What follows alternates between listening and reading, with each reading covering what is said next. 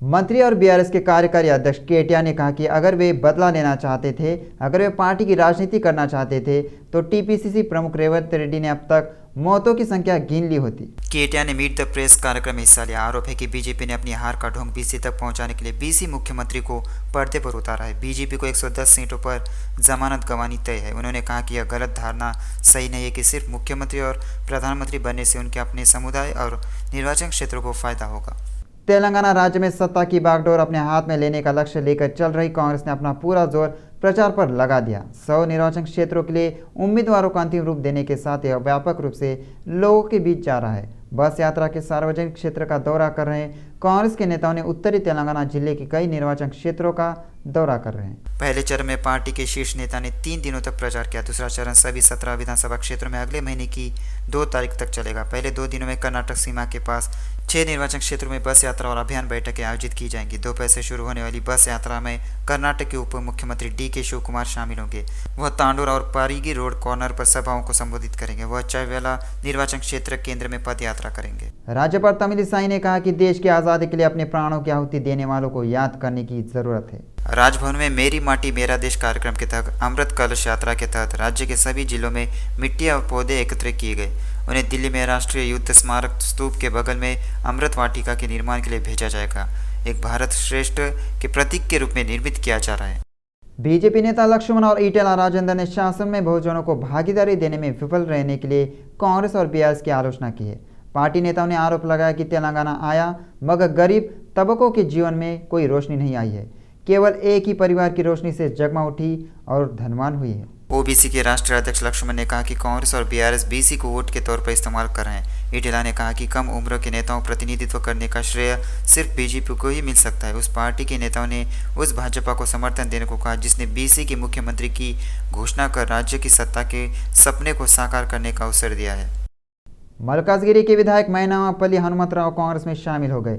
BRS नेताओं की आलोचना के बाद बीआरएस नेताओं ने मैनामपल्ली पर जमकर निशाना साधा। उन्होंने टिप्पणी की है कि आज बीआरएस और कार्यकर्ताओं की आलोचना करना उचित नहीं है। अगर उन्होंने कई वर्षों की कड़ी मेहनत के बाद मैनामपल्ली जीता है। उन्होंने आलोचना की कि मैनामपल्ली ने अब तक बीआरएस कार्यकर्ताओं के साथ कुछ नहीं किया है। उन्होंने टिप्पणी की कि लोग आने वाले दिनों में मैनामपल्ली को सबक सिखाया जाएगा। तेलंगाना में विधानसभा चुनाव के दौरान राजनीति तीखी होती जा रही है। टिकट की उम्मीद से परेशान नेता अहम फैसले ले रहे हैं। अभी से ही सत्ता पक्ष समेत विपक्ष के नेता दूसरी पार्टियों में जा रहे हैं। हाल ही में कांग्रेस में टिकट मिलने की उम्मीद से निराश हुए पीजेआर के बेटे पूर्व विधायक विष्णुवर्धन रेड्डी ने कांग्रेस पार्टी पर तीखी टिप्पणी की है। असेंबली चुनाव के तहत जुबली हिल्स का टिकट नहीं मिलने के बाद विष्णुवर्धन रेड्डी गंभीर हो गए। कांग्रेस हाईकमान ने पूर्व क्रिकेटर और वरिष्ठ नेता अजहरुद्दीन को जुबली हिल्स का टिकट आवंटित किया है। विष्णुवर्धन रेड्डी ने हाईकमान के फैसले पर थोड़ा गुस्सा जताया। उन्होंने कहा कि उन्हें समझ नहीं आ रहा है कि उन्हें टिकट क्यों नहीं दिया गया। उन्होंने स्पष्ट किया कि उनके पिता पार्टी के व्यक्ति हैं और वह कांग्रेस में है। कार्यकर्ताओं की बैठक के बाद वह अपनी भविष्य की गतिविधियों की घोषणा करेंगे। उन्होंने तय कर लिया है कि वे चुनाव जरूर लड़ेंगे। गोशामहल से बीजेपी प्रत्याशी टी राजा सिंह ने अपना प्रचार अभियान तेज कर दिया है। उन्होंने गोशामहल में प्रचार किया है। अभियान के तहत राजा सिंह ने एमआईएम पर जमकर हमला बोला। पार्टी ने नेता असुद्दीन ने जानना चाहा कि एमआईएम ने गोशामहल निर्वाचन क्षेत्र में अपना उम्मीदवार क्यों नहीं उतारा। राजा सिंह ने कहा कि हिम्मत है तो असुद्दीन ओवैसी उनसे मुकाबला करने के लिए तैयार हो जाए या अपने छोटे भाई को गोशामहल से चुनाव लड़ाई कहकर ओवैसी बंधुओं को चुनौती दी। भाजयुमो के राष्ट्रीय कोषाध्यक्ष साई प्रसाद ने अलवार पुलिस से संपर्क कर कहा कि मैनामपल्ली से उनकी जान को खतरा है। हाल ही में उन्होंने एक ऑडियो में मैनामपल्ली को जान से मारने की धमकी दी थी। मैनामपल्ली अपनी स्वार्थी राजनीति के लिए कुछ भी कर सकता है। मैनामपल्ली पर आरोप है कि उसने नेरेड मेट के एक वकील की मदद से अपने दोस्त के फोन के जरिए रोहित कपिल की हत्या की साजिश रची थी। यह तय है कि मैनामपल्ली मलकाजगिरी में हारेंगे। बीजेपी के प्रदेश नेता दसारी मलेशम ने कहा कि बीआरएस के कार्यकारी अध्यक्ष केटीआर मूर्ख है। उन्होंने कहा कि बीजेपी द्वारा घोषित बीसी सीएम का नारा उन्हें हिला देगा। उन्होंने बताया कि केंद्र में भाजपा सरकार आने के बाद सभी समुदायों को समानता और सामाजिक न्याय मिलेगा। हमारे ब्यूरो प्रमुख श्रीनिवास मलेशम से आमने सामने है, जिन्होंने कहा कि केंद्र में बीसी विभाग स्थापित करने की संभावना है। तेलंगाना राज्य में सभी प्रमुख पार्टियां विधानसभा चुनाव के लिए जमकर प्रचार कर रही है। बीआरएस, कांग्रेस और भाजपा के नेता लगातार बैठकों में भाग लेकर प्रतिस्पर्धात्मक रूप से प्रचार कर रहे हैं। मंत्री हरीश राव ने आदिलाबाद के उटनूर जिले की जन आशीर्वाद सभा में हिस्सा लिया। मंत्री हरीश राव ने कहा कि सीएम केसीआर के नेतृत्व में तेलंगाना ने सभी क्षेत्रों में विकास किया है। हरीश राव ने कहा कि केसीआर एक विश्वास है, कांग्रेस एक धोखा है। आदिलाबाद में प्रजा आशीर्वाद सभा में बोलते हुए हरीश राव ने कहा कि केसीआर के शासन में राज्य का विकास हुआ है। उन्होंने कहा कि आदिलाबाद जिला विकास का गढ़ बन गया है। पठानचेरू विधायक गुड़े महिपाल रेड्डी ने कड़ी आलोचना करते हुए कहा कि यह शर्म की बात है कि विपक्षी दल जो सत्तारूढ़ राज्यों में कल्याणकारी योजनाओं को लागू करने में असमर्थ थे, वे आज घोषणा पत्र घोषित कर रहे हैं कि वे तेलंगाना के लोगों के लिए रामचंद्रपुरम मंडल के अंतर्गत आयोजित विशाल बैठक में विधान परिषद के पूर्व सभापति भूपाल रेड्डी और पूर्व विधायक सत्यनारायण के साथ विधायक गुड़े महिपाल रेड्डी मुख्य अतिथि थे। विधायक गुड़े महिपाल रेड्डी ने कहा कि अलग तेलंगाना के गठन के बाद के दशक के दौरान एक तरफ विकास और दूसरी तरफ कल्याणकारी योजना व्यापक रूप से लागू की गई और सभी के आर्थिक विकास के लिए प्रयास किए गए। उन्होंने भाजपा पार्टी की इस घोषणा की आलोचना की कि वे बीसी को सीएम बनाएंगे जैसे कि वे वेदों से प्रेरित हो। उन्होंने कहा कि बीआरएस पार्टी को निर्वाचन क्षेत्र के हर घर तक कल्याणकारी योजनाएं पहुंचाने और हर गली में विकास कार्यक्रम चलाने का सम्मान मिला है। उन्होंने प्रत्येक कार्यकर्ता से अगले 30 दिनों तक एक सैनिक की तरह काम करने और पार्टी की सफलता में पूरा योगदान देने की अपील की। बीआरएस विधायक प्रत्याशी लस्या नंदिता ने कहा कि सिकंदराबाद कैंट विधानसभा क्षेत्र में बीआरएस की बात सुनी जा रही है। सिकंदराबाद छावनी निर्वाचन क्षेत्र में पूर्व पार्षद आकुला रूपा हरि के साथ प्रचार किया। बीआरएस विधायक उम्मीदवार लस्या नंदिता ने पद यात्रा का आयोजन किया। पद यात्रा के हर कदम पर लोगों ने लस्या नंदिता का स्वागत किया। सभी महिलाओं ने आशीर्वाद दिया। उन्हें भारी बहुमत से जीतने का आशीर्वाद मिला। लस्या नंदिता ने कहा कि पद यात्रा के दौरान लोग जहां भी जाते हैं उन्हें भरे दिल से आशीर्वाद देना एक अविस्मरणीय एहसास है। उन्होंने विश्वास जताया कि कैंट विधानसभा क्षेत्र के सभी वर्ग के लोगों के आशीर्वाद और दिवंगत विधायक सायना के आशीर्वाद से वो भारी बहुमत से जीतेंगी।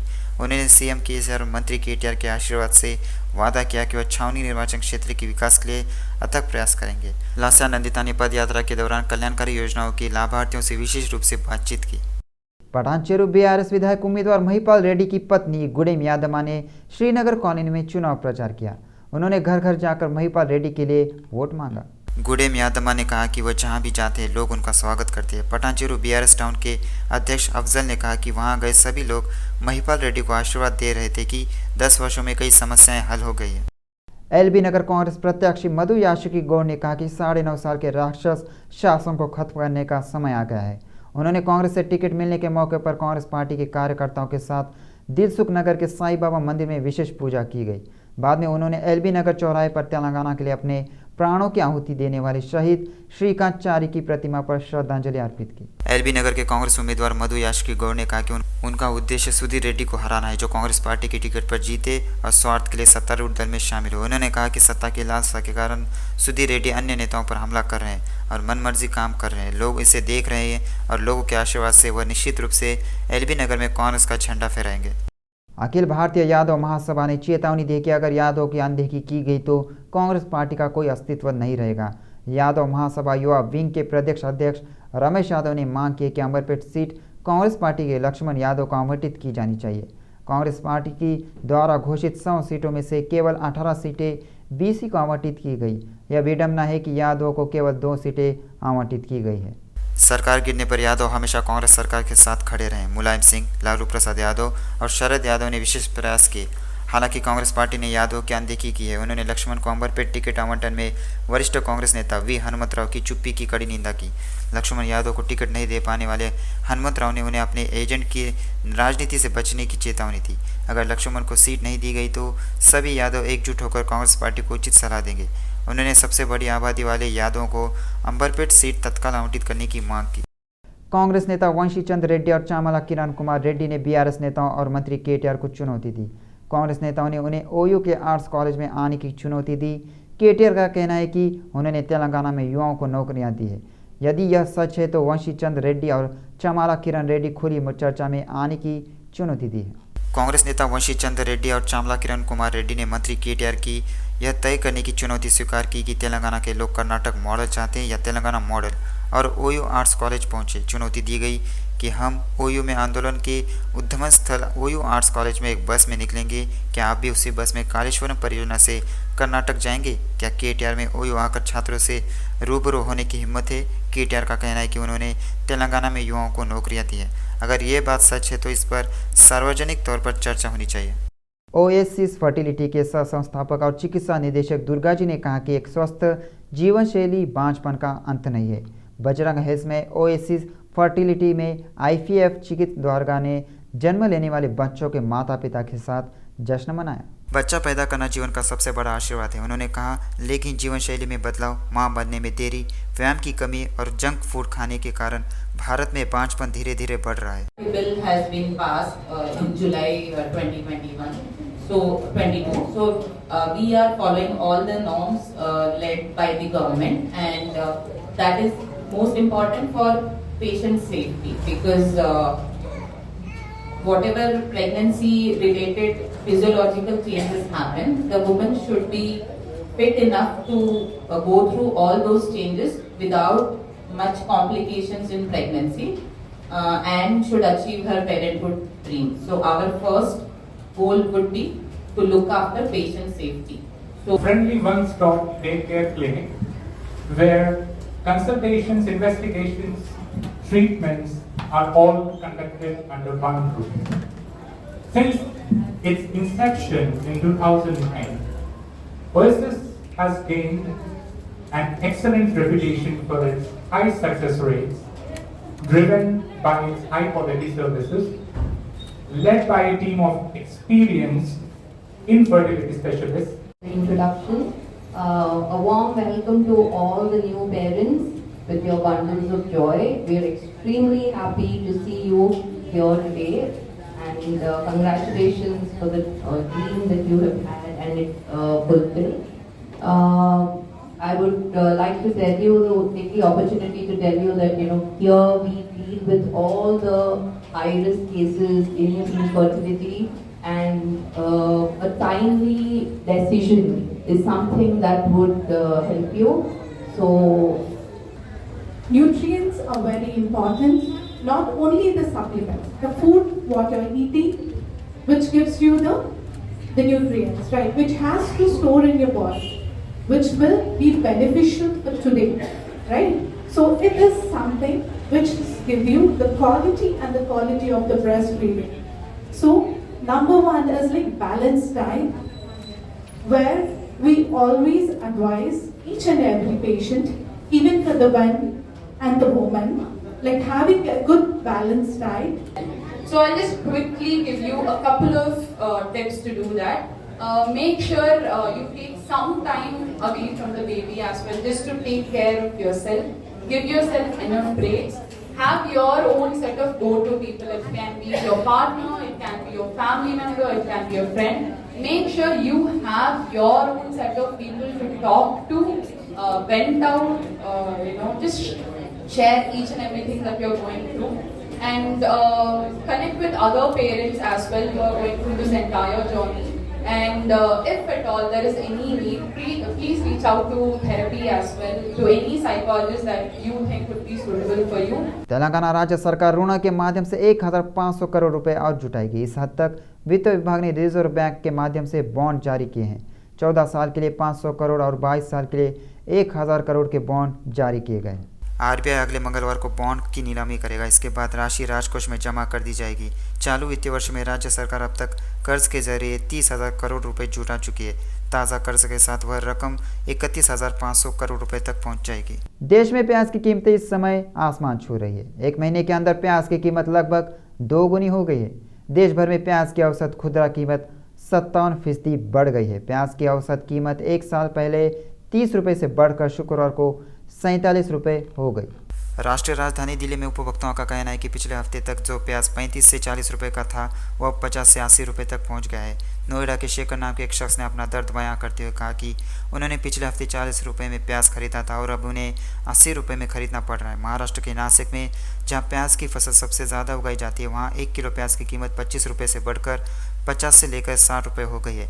ओडिशा के भुवनेश्वर में कुछ बाज़ारों में कीमत 80 रुपये तक है। बाजार विशेषज्ञों के अनुसार खरीफ फसल के उत्पादन में देरी के कारण प्याज की कीमतें और बढ़ने की संभावना है और दिसंबर के अंत तक कीमतों में वृद्धि जारी रहेगी।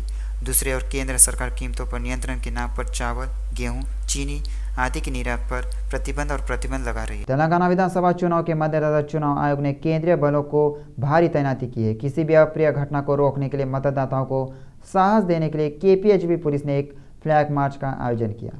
मतदाताओं को आश्वस्त करने के लिए पुलिस ने केपीएचबीपीएस के तहत कॉलोनी 5वें चरण में एक फ्लैग मार्च का आयोजन किया। उन्होंने कई इलाकों में फ्लैग मार्च का मतदाताओं में जोश भरने की कोशिश की। किसी भी अप्रिय घटना की गुंजाइश न रहे इसके लिए पुलिस लगातार सतर्क है।